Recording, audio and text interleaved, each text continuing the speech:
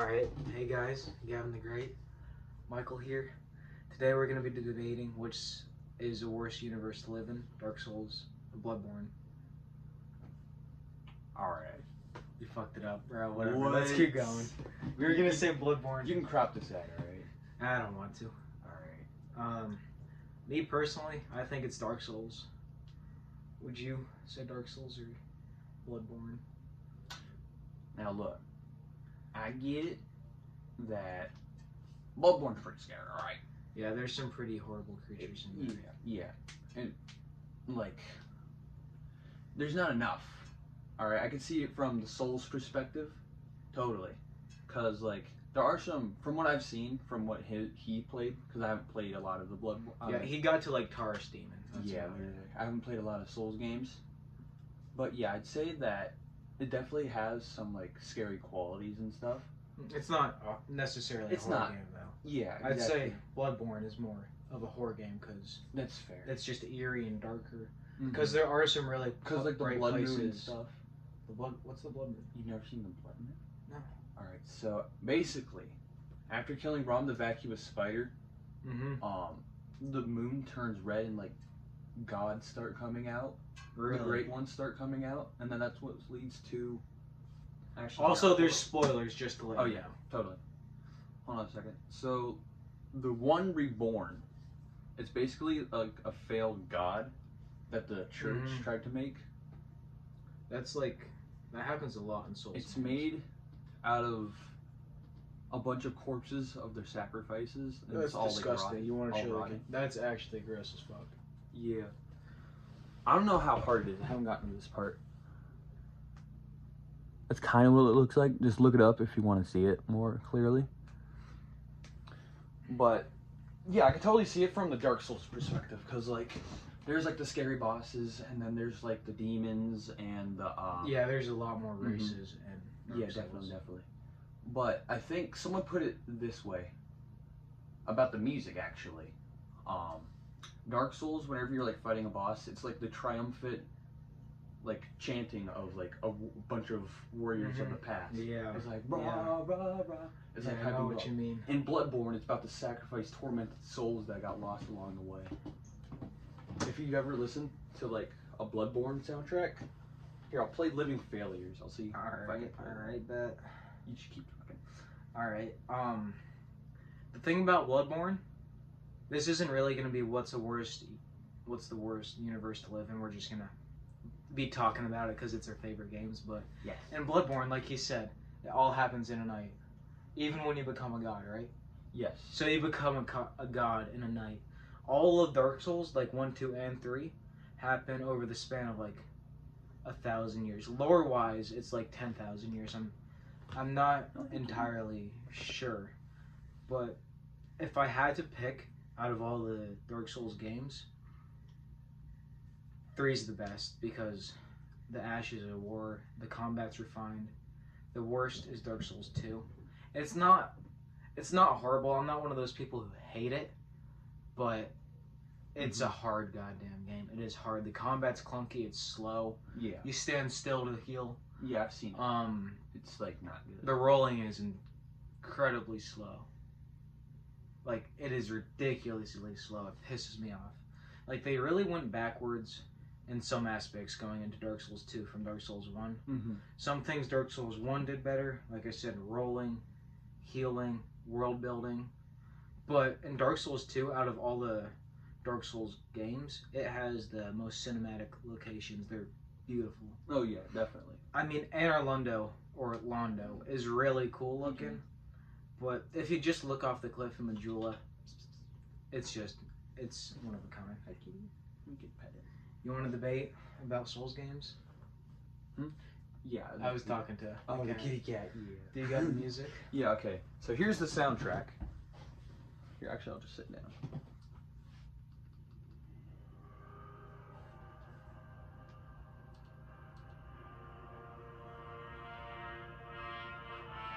I see what you mean.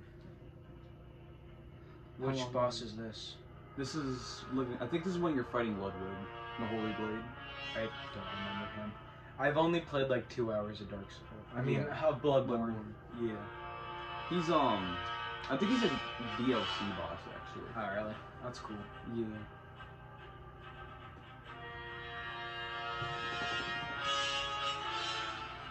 All right, for the sake of time, I'm gonna move it up a little bit. All right, that's fine.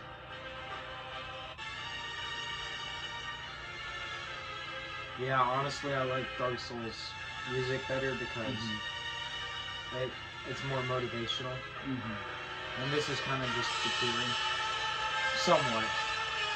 I don't know if they can hear us right now. That's Bloodborn. Bloodborn. My favorite boss music is Grey Wolf Sith. That's an OG one. I like My that. favorite enemy is Havel. This is of Dark Souls 1. In Dark Souls 2, my favorite boss, I haven't beat the game yet, but my favorite boss in Dark Souls 2 is...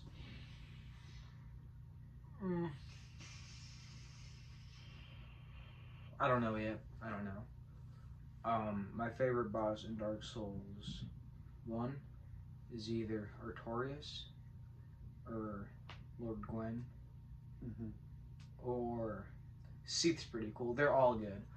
People say Dark Souls 1 is rushed at the end. It definitely is. Like, the place below Firelink Shrine, I think it's called like New Orlando or something. That place is dog shit. That was so unfun. But the Demon Ruins, like where you go to fight the the Witch of Izalith, that's actually pretty cool. I didn't think that area was rushed, even though there's a bunch of lava and whatnot. I really like that area. Yeah, I haven't seen that one. It's actually really fucking cool. I think it's probably one of the best lava places in the Dark Souls franchise. What I really like about Dark Souls 3 is you can go back to Anor Londo. It's so cool seeing that bright orange town become dark blue and light blue. It's really cool. Alright, I've been yapping about Dark Souls for a while. You want to say some stuff about Bloodborne? I'm not even like completely halfway through it yet. Where would you say you're in the game? Like, I'm probably at like the third mark.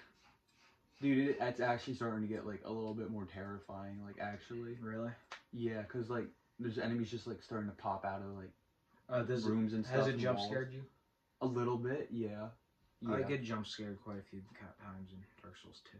I actually I went into the Forbidden Woods after killing Vicar Amelia, and there's this loop that you take that goes into Iosefka's clinic, which is where you wake up in Bloodborne. You know that door that's up there? I can't where remember. You talk to her? Okay, well. The last time I played was like August. Yeah, true. Well, the beginning. I don't know when the last time I played was. We'll have to play it again. But anyways. Sorry. Yeah, that's alright.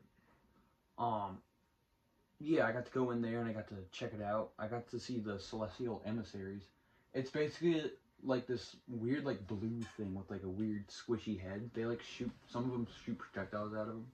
And the other ones like swipe at you with like claws and stuff. And then Dark Beast Parl, that one was decent. Dude, but the combos were so annoying. Bloodborne? Sorry. Oh, yeah. Oh my god. Anyways. So basically Dark Beast Parl is like a skeleton that gets like infused with lightning or whatever. Dude, it charges up its attacks and has such a wide hit radius. I died to that thing like at least 12 times before I caught it. I think the next video I'm going to make is on Sekiro. I want to talk about it, but that's not the topic. True. Sekiro is hard as fuck. From the small bits and pieces I've seen of Bloodborne, I would say the enemies are more scary in those games than Dark Souls. Dark Souls are, I want to say they're all the same, but they're not really. But in each game, there's kind of a theme of enemies, somewhat. Yeah. Like, mostly knights and just zombie knights. Well, I guess hollowed knights. But in Bloodborne, there's a lot of variety, like those bloodsuckers or whatever. Yeah, like the snake suckers. Yeah, the and brain the suckers. Viper pit mobs. And then, oh, there's this new one. It's called the Garden of Eyes. It looks like this half frog thing with just like a bunch of eyes all over it. And it has like spider legs that shoot out at you. And it can fly too. That's cool. It is pretty cool. Bro, flying enemies are so goddamn annoying. They are. Unless you got like sorcery or Yeah. something. It's pretty neat that Bloodborne has guns. Mm-hmm. And You'd say parrying in Bloodborne is the easiest, right? It's a lot easier. Because all you gotta do is you shoot. literally just shoot at the right time. Then it And I think activates a parry. I think everyone could agree with me. Yeah. Everyone that watches this video, you could definitely agree that it's a lot easier to parry. Is that it for the video? That's 10 minutes. Honestly, yeah, I I think don't this is a really good know what spot else to to end. say. But anyways, guys, Should we do a comment. part 2? Yeah. If I'm- this video gets views, I'm gonna be really happy. But anyways, comment what you like more, Bloodborne or Dark Souls. Please, bro, please. And comment what we should debate about. Well, not debate about, but talk about next. Please. I think we might have to make a podcast. Or something. I was about to do something strange. We'll think about it. Alright, make sure to like and subscribe. Peace out. Bye.